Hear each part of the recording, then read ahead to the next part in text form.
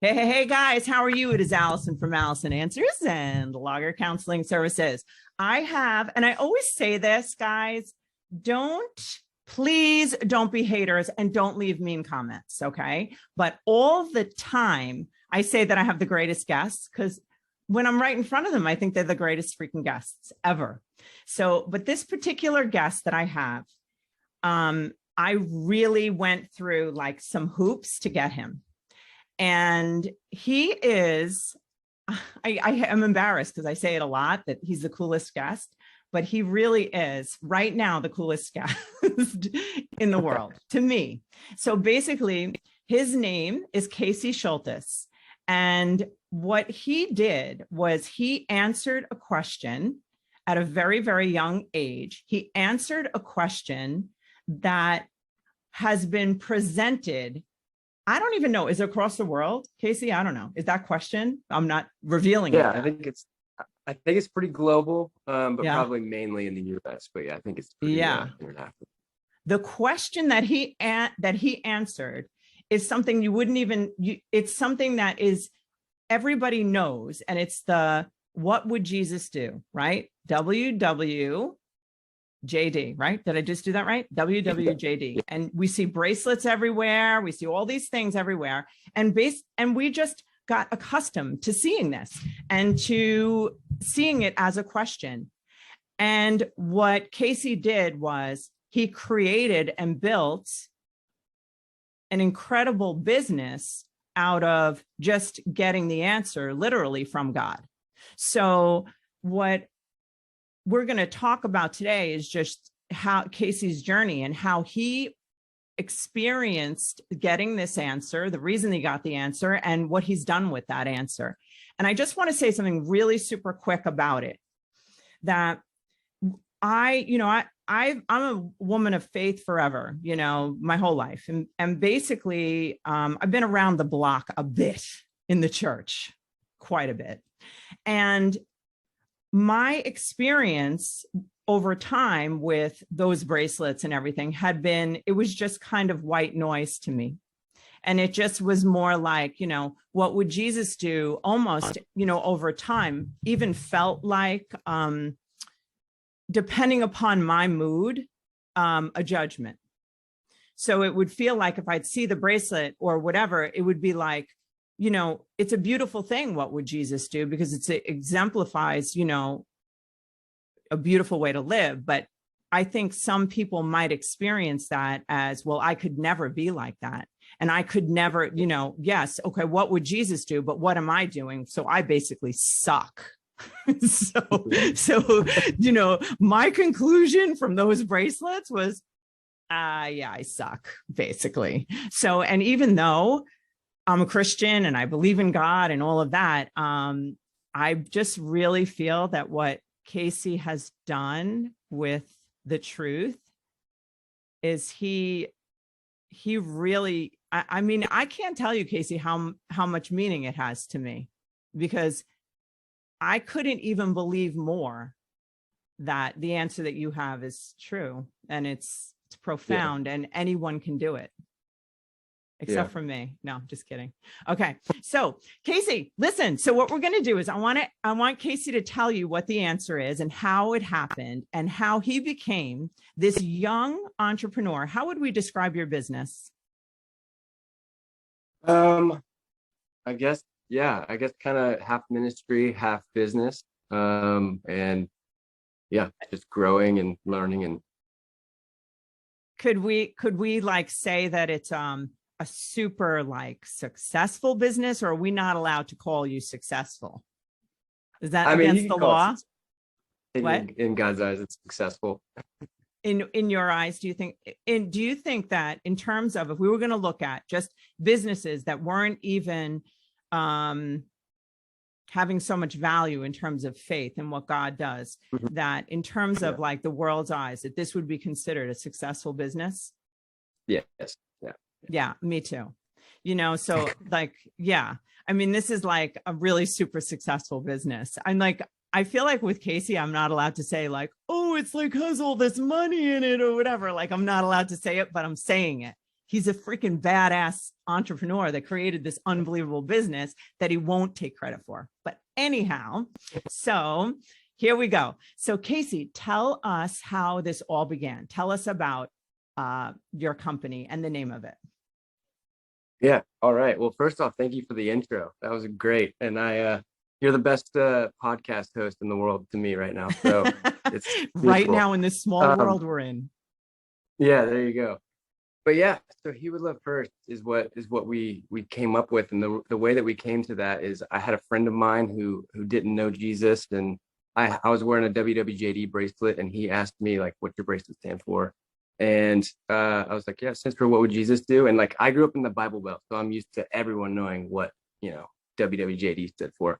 And so when I said it stood for What Would Jesus Do, like, he just kind of had a blank face, and the conversation kind of stopped right there. And I could see him kind of thinking, because he didn't know what Jesus would do. And like, the question meant nothing to him. And so I thought he was about to ask me, well, what would Jesus do? Like, what am I going to do with that? And then, so I'm scrambling in my head, like, how have I never gotten this question before? What's the quick answer? No one's giving me that answer. And then he didn't ask me that question, excuse me. And, but I left that conversation just thinking like, man, I don't know what the quick answer would be, just to start a conversation about the gospel, that while we were still sinners, like, God sent his son to reconcile us, and he loved us first, and his love moved first. And so I just kind of prayed about it, and, dug into the Bible and talked to some friends, and kind of came up with He Would Love First. And so again, just wanted to start that conversation about the gospel. And I was always trying to start a conversation about who Jesus really was and what he did for people. And so I think like 6 or 7 months went by, and we were just kind of something we were talking about, like, what if we had these bracelets made? And we finally ended up saying like, all right, let's just get them made and pass them out. So talked to a manufacturer, had these bracelets that said HWLF, just to, again, start the conversation, and started passing them out to our teammates. I played soccer in college, so we had like a quick community right there.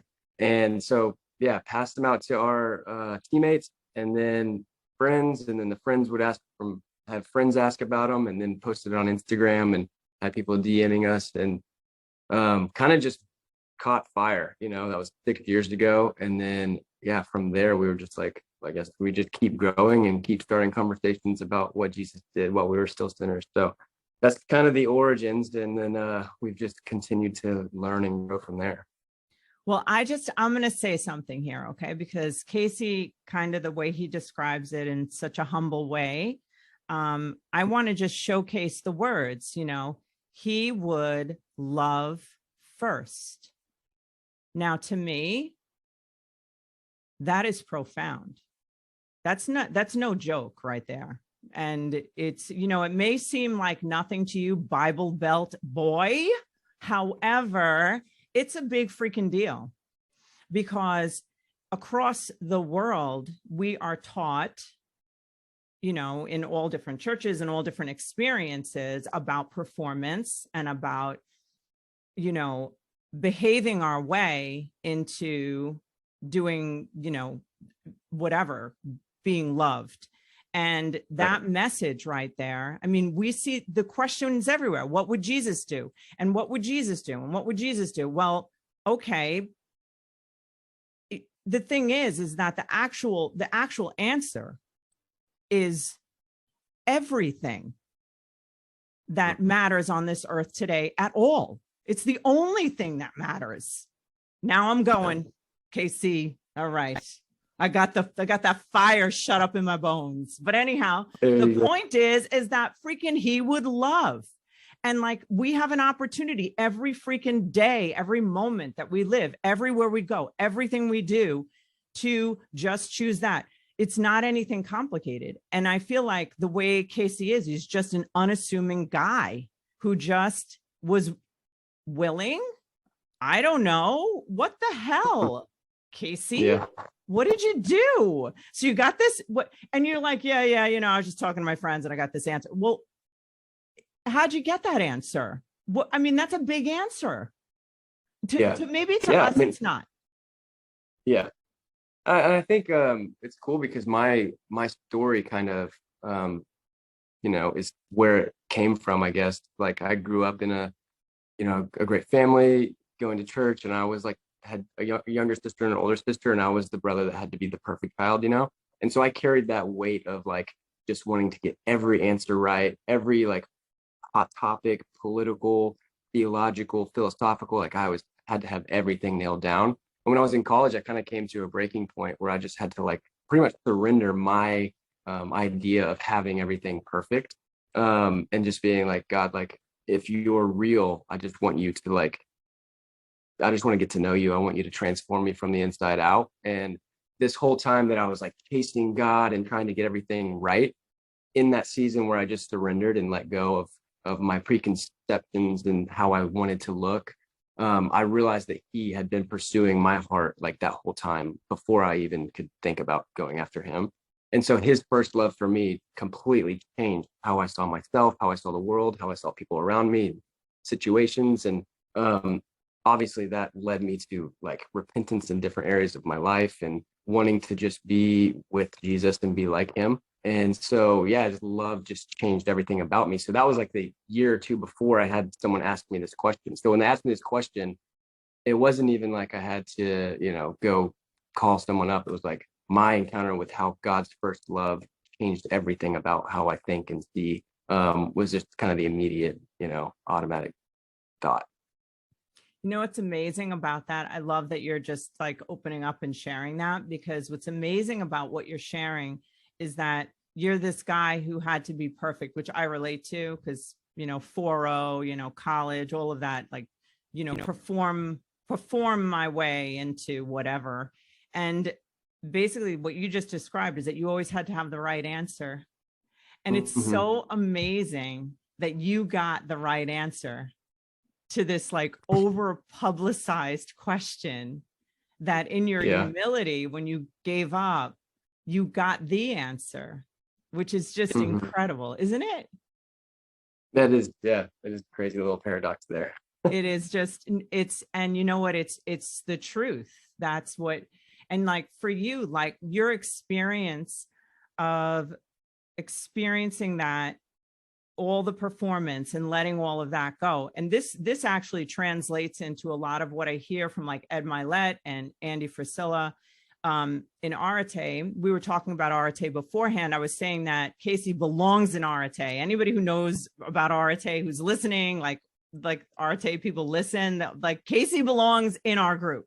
But what I want to say about the thing is that think about how like Andy Frisella talks about, like, we don't, in his early years of his business, he basically was chasing the dollar. He was chasing the sale and when he finally just, somebody came in, he had a supplement company. Now it's First Form. It's tremendous. But basically when somebody came in and he just looked at them as somebody, very overweight. And he was so surrendered. They were sleeping in the back of the store, and they like had hardly any money, and it's just like wasn't succeeding. And he just said, I'm going to just go help this dude. Yeah. And he changed his mind that what he was going to go after was helping to transform the lives of people. And that's when it just blew up, and it's like, and they always say in Arete, like, we don't make a sale, we make a friend. Yeah. And it's like, and that's what, that's really where success is, right? Yeah. And I think, honestly, one of my favorite things about what God's done with He Would Love First and how He's done it is that's how we started. Like, we weren't like, oh my gosh, if we buy this many bracelets and have this go-to-market strategy and sell this many and this, we were like, I really want to start a conversation with the person next to me in class, so I'm going to give them a bracelet. And like, it was so like genuine, and we weren't guys that were like, we're going to blow up and all this stuff. Like, we were genuine and available, And so it's like, spot on. And one of my favorite things of how God did it is just like so natural and genuine. And he didn't like use us because we were like equipped. Like, he equipped us like once he started using us, And so I think like, yeah, being available is just like and genuine, like you said. I love and I feel like because of the way you communicate in, like I was saying before, like in a very unassuming way. And I hear the word, like when you're speaking, like I feel like words illuminate, and the word like genuine and available, like those are nuggets for anyone who wants to, find their purpose or their greatness or crush mediocrity, right? Like, Yeah. Your honesty and being able to be vulnerable too, like admitting like, yeah, I'm searching for something to feel good about myself and performance, right? Right. Yeah. Yeah. So Yeah. what do you, go Exactly. ahead. I'm sorry.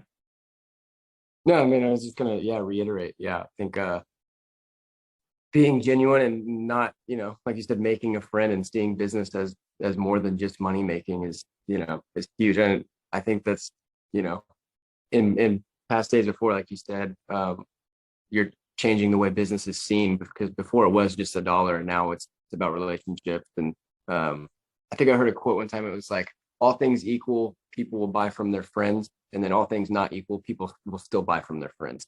And so it's all about being It genuine. is. So It is. more friends, not about sales. Like, you'd rather have friends in sales. So doing it the right way is like becoming the new win in this generation rather than a dollar.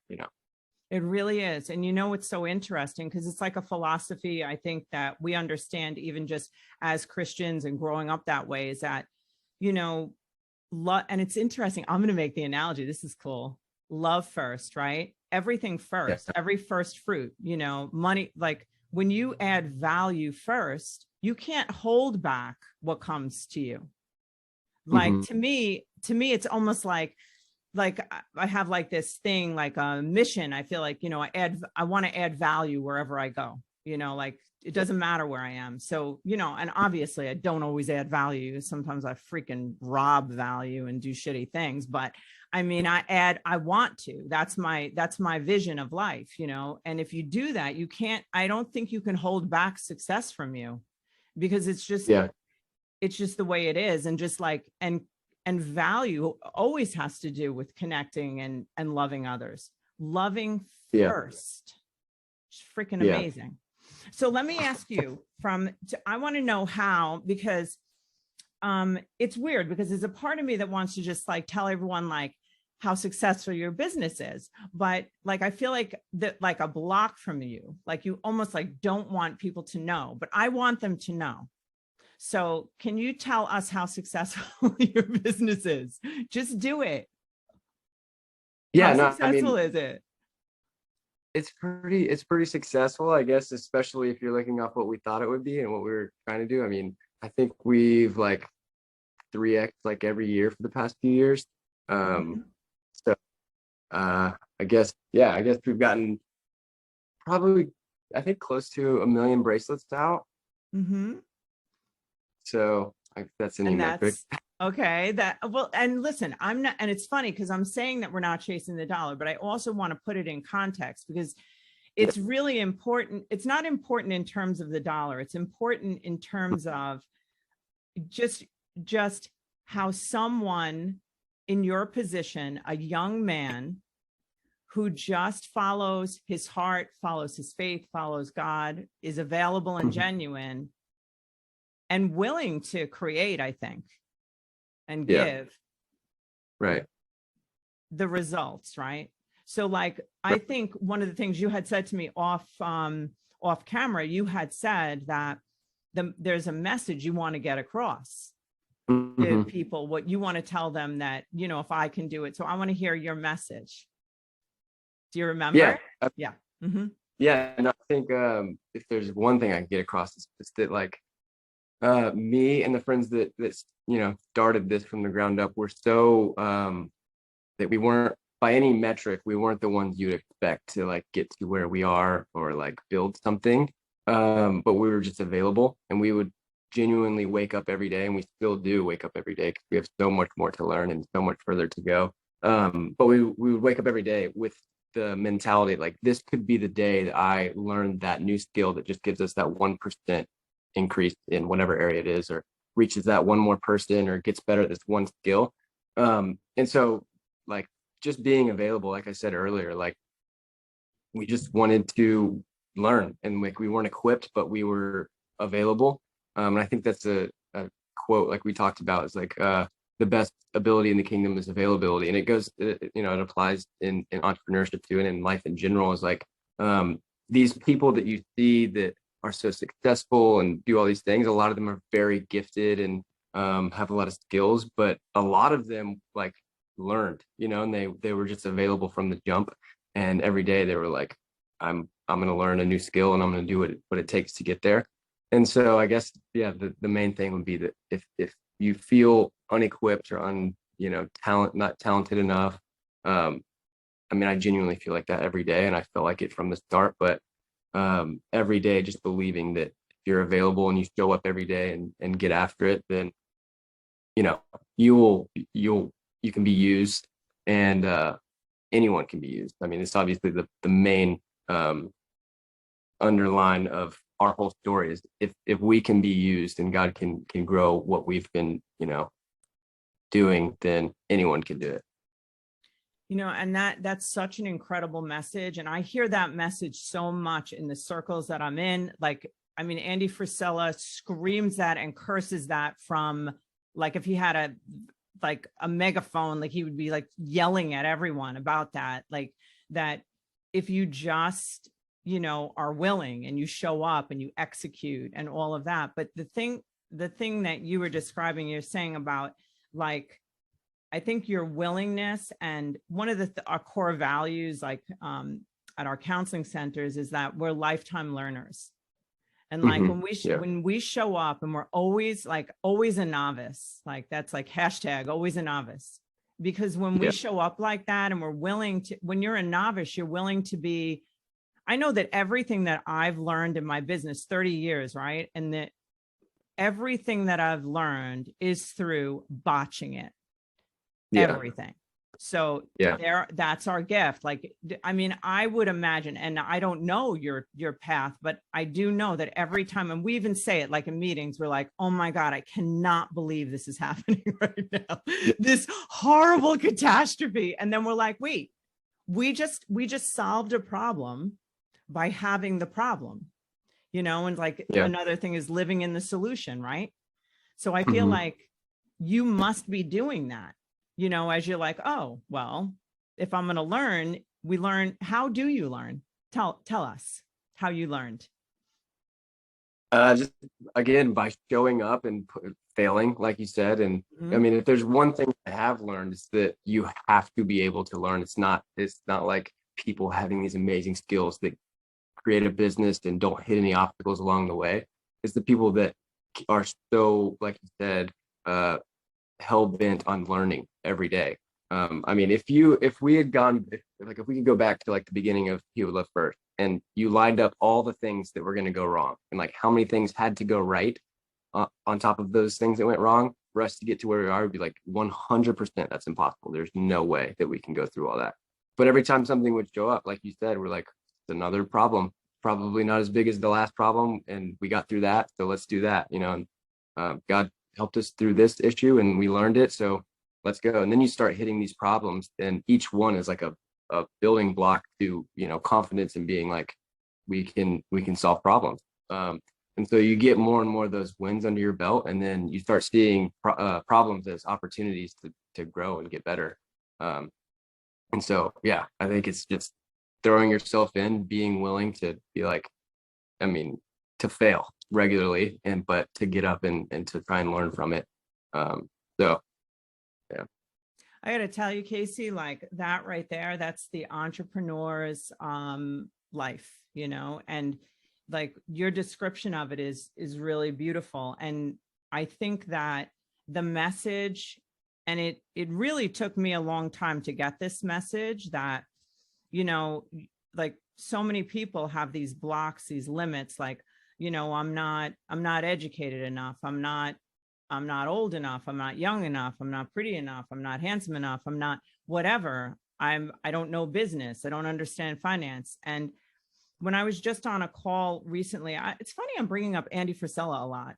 I don't know why, but he's just in this because he's very expressive about this particular subject. And he was literally, I'm not allowed to like show the clip. I wish I could, but because it's like a private call, but he was like, he's like, I'm cursing on this thing. You hold onto your seat. You put on your seatbelt, Shultis Christian guy, because I'm doing it right now. But this guy, Andy Frisella, he goes, you know what? None of us know what the fuck we're doing.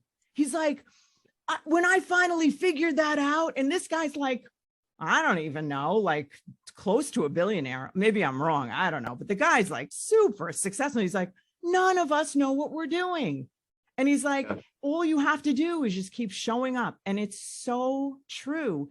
We have so many caps, so many limitations. And I'm always talking about that, like on this podcast, about like that we're automated. You know, we have been automated from the time we're little children. We have been automated. Our thoughts that we think are the same thoughts that we thought yesterday. And if we utilize those thoughts, the thoughts that created yesterday, if we use those to create tomorrow, we're going to get yesterday again. So it's like being able, so the only way, like every morning we have baby neurons that are ready to like create. And if we're willing to fumble and not know, the not knowing is the thing where that's where creation lies. The knowing is now, it's already done. It's so like if somebody doesn't know how to do a cartwheel, they go into their repertoire of information to figure out how to do a cartwheel that they never could do. You know? So it's like, I feel like you exemplified this behavior, but you don't need, I don't even think you knew you were doing it. No, But you got to describe your crew to me. Let's tell everybody what your crew is like that you work with. Are they like the kind, like the kind that you'd never expect? Oh, for sure. Yeah. I mean, originally it was myself, my cousin Caleb, and then my roommate who also played soccer at Georgia State, Lucas. Since then, we brought on another guy working with us named Jared. And yeah, I mean, it's just the same thing. Like once it from the ground up, Lucas and I were just like, and Caleb, we're just like, I mean, I guess we just put these bracelets in envelopes. I mean, we were literally licking envelopes and writing. When I talk about us like having no idea what to do in e-commerce, like we had zero idea. But I mean, we were all like, Caleb played sports all his life. Lucas played in college soccer with me. And I think that competitive spirit, just be like, if anyone's going to learn how to do it, like we should be the ones to learn how to do it. Like, I'm not going to let someone else beat us out. And so that just been competitive every day. And then also Jared, who we brought on as well, played football in college. So I think we all had that common, like, I have no idea how to do it, but I'm not going to admit that someone else can get it before me. So I'm going to go after it and learn how to do it. And again, none of us any experience in e-commerce, but just that drive to learn and grow, all very similar and like willing to. I mean, we lived in our friend's parents' basement for a whole year doing literally just doing He Would Love first orders and like figuring out how to market and how to get, learn inventory and all these different things, like not like getting paid at all, because we all had this willingness to be like, this is awful, but we're doing it for a reason and we see why we're doing it. And so just that willingness to be gritty and do whatever it takes to win and see the end goal, and lose together and be like, hey, I'm annoyed with you or you're annoyed with me, but we're on a team, so let's move on and figure out how we fix it. That's definitely like the common theme within the group, just crazy and willing to learn. You know what, that's what's really, really incredible. It's really cool the way you describe it, because it's, one of the things that you're describing is being missional. So like when the mood doesn't motivate, or when, the response or the outcome doesn't happen, right? But the mission was alive enough in you. Plus the competition that doesn't hurt at all, because like I'll fight you in the street to win over something myself personally. What would you say to someone who didn't like have that background, sports or whatever, or somebody who really just has, let's say, like low self-esteem, really somebody who just doesn't believe that, they look at you and they're like, okay, well, this guy was like a soccer star or whatever. And, I don't have that, because I can hear what I would do with this. Can you hear it? Yeah. Like, people will listen to this with the mindset of how they don't fit this, right? Yeah. So Right. what would you say to sure. that? Well, I'd say for sure, like, I mean, I talk about having like, that athletics background and being competitive, and, that was definitely there. But I mean, I would be lying if I said that I didn't have a ton of self-doubt. I mean, there's obviously the confidence you have to play sports and things like that, but it was something I always struggled with and still do to some degree. Just being like, well, not me, like it's probably gonna have to be someone else, like I can't do it, and just kind of like wanting to have this false humility and kind of fall to the back of the line. And so I totally relate if you feel that way. I think keeping, your why, like having a real reason why you want to be successful or be more than what you are.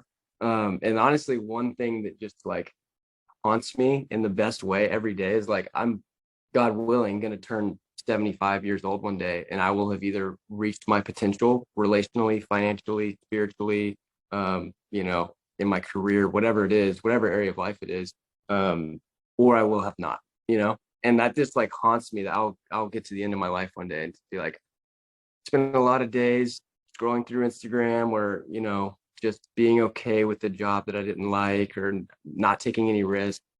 Or I would get to the end of life and say, like, I learned so many new skills. I met so many new people. I texted that family member of mine that we had problems with, and I fixed that. And not even financially. I mean, I'm talking like overall, beating mediocrity in every area of your life. I think, being real with the reality that life is fleeting, and that you're not always going to, like, the potential, the opportunities that I have as a 27-year-old right now won't be around in a couple years, and then 10 years from there, like, who knows, so I think that the reality that you're going to die, you're going to die one day.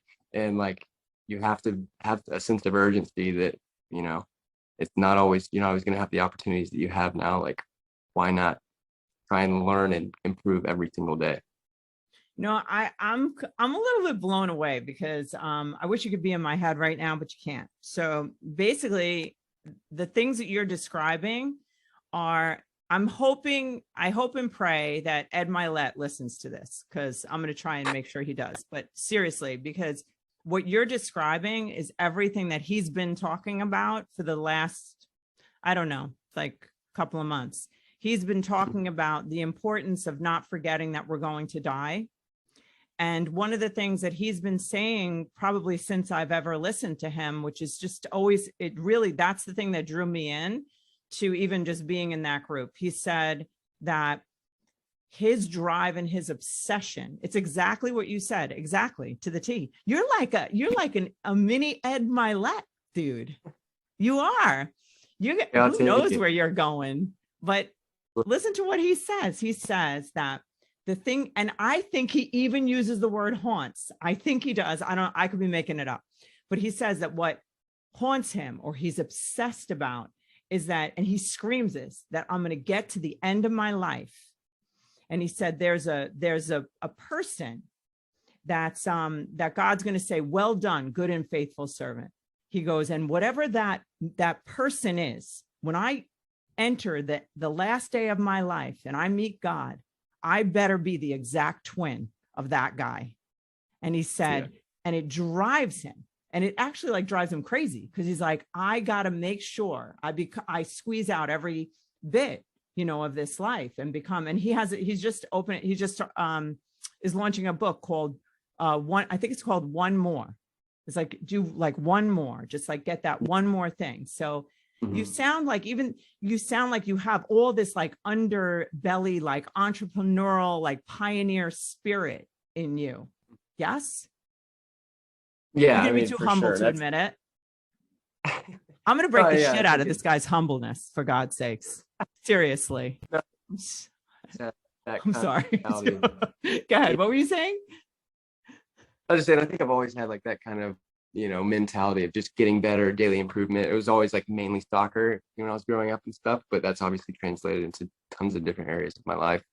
But it's definitely something that's been developed. It's not like I said, it's not something that when I was a young kid, I was like doing all this crazy stuff, and I've had to learn how to, harness it and develop it and things like that. So Yeah, but you know for what sure. it is? It's incredible. The real thing is, I think I'm losing Casey, but the thing that I want to just say that's really cool is that, and it's the theme here, is that the reality of our humanness, the vulnerability, the parts of us that really do not believe in ourselves, like all of that. And you see that all throughout the Bible. I was just talking to somebody about Gideon, and and we were talking about, I just told this man that he's Gideon, this person who feels so broken in every way, like, and God shows up with this frightened person and says, mighty man of valor, and it's like, it's almost, and that's like kind of the way we see our clients here. Like, we don't see them as they are in the moment. We see who they are, like who they're meant to be. And I think we just really just destroy ourselves with our own thinking, because we want so much to be approved of and loved. And the only way we know is through performance. And the craziest thing is that pain and failure, as we call it, failure, is the key to success and goodness and greatness and love. It is the path, So now, listen, so where could people find you? If they're looking for you, Casey, where would they find you? If they want to follow you, they want to know about you. And do you make videos? We got to get you making videos on there. I'll get you on there. I do need to start making more videos. On Instagram, it's just at Casey Shultis 14. And then obviously our He Would Love First Instagram is just at He Would Love First. So we're going to have that in the session notes. So that, and also there's another thing that I'm not allowed to say, but I know a secret about Casey, and I'm not going to say what it is, but I'm going to I want to prime you a little bit, that Casey has an invention. I guess we would call it that, right? It's an invention. Yeah. Kinda. Yeah, it's an invention. What? It's an innovative, what? I said that word. I'll take that word. Okay, that's the word. It's an innovative, incredible idea, like the way his mind works, that's going to really, really impact people and help them. Like, I'm going to be a person who's going to purchase this thing, but I'm not going to say what it is. So, and I think that it's going to become extremely successful. Like, it's going to reach, I think it's going to blow up, honestly. So I just want you to keep your ears open, because this guy's going to introduce something that's going to probably blow your mind. And we're not going to tell you, because we're not going to let you steal it. No. That's freaking not happening. I'll fight in the street over that shit. I would, for you. I would. Nobody's stealing that. But anyhow, so what do you want to say? I said, if you follow along, you follow on Instagram, then you'll definitely get the announcement. I think it's cool. I mean, like we talked about before, everything that I've learned, it's a totally different like industry than He Would Love First, but just the things that I've learned and the little like wins that I've gotten have kind of like led me into like, what if I did this? Like 3 years ago, I would have never imagined of doing, what I'm about to try and step into. But like, because I've got these lessons that I've learned and I've failed many times and I've gotten back up, now I kind of have that confidence that I've built on, be like, well, let's try this, and it could totally flop, or we can go after it and give it everything we have. So it'll be fun. Follow along to see what exactly we're talking about. I know that you're going to go after it, and I know you're going to succeed, because I really do believe this is a philosophy I'm sure of. I don't know why. It's faith. We could translate it into the word faith, but when somebody makes a decision to do something and they marry that decision, that they're just going to do it, the grit, like what you were describing, like you're going to do that thing until it gets where it's meant to be, aren't you? Yeah. You are. I mean, whatever the mentality. Right, exactly. So do you have any like last words or something you really want to say to anyone out there? Like what message do you want to get across? I think the message is just show up and be available. And if you the amount of things that you think are absolutely impossible in your life or that you're not equipped for, start thinking differently, change the way that you think. And again, if anyone is a, an example of not being equipped, but just showing up and being available to let God use him, it's me and my friends that have started this. And so there's your proof and here's your sign that you can show up and learn every day, and you can find yourself in a year, 2 years, however long it takes, in a completely different situation, mentally, spiritually, in any area of your life that you think is just you're too far. I guess just show up and be available. You know what? And the message also, I hear just Casey saying over and over again, he has a willingness to fail. And I hate even using the word fail, because it's not failing, it's failing forward. It's creating, really.